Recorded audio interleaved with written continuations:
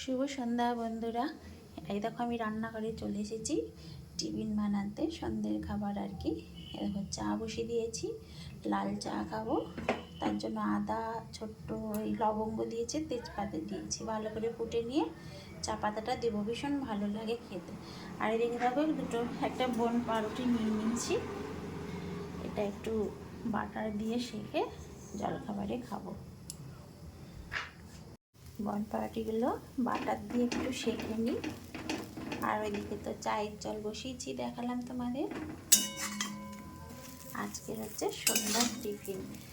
ঠান্ডাও পড়েছে, ঠান্ডাতে একটু লিকার চা খেতে, সব মিশিয়ে খেতে বেশি ভালো লাগে।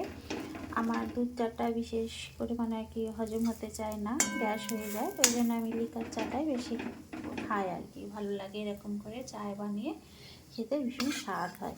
ঠান্ডার দিনে বেশ ভালোই লাগে চা খেতে।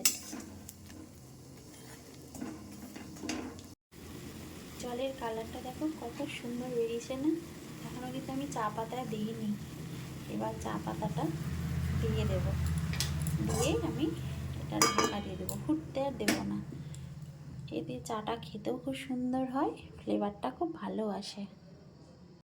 চায়ের কালারটা দেখো কত সুন্দর এসেছে, জাস্ট ফুটেছে, চা পাতা দিয়ে ঢাকা দিয়েছে, কি সুন্দর কালারটা এসেছে না?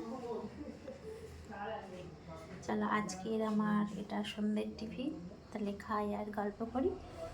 পরের ব্লগে তোমাদের সঙ্গে আমার দেখা হবে, কেমন?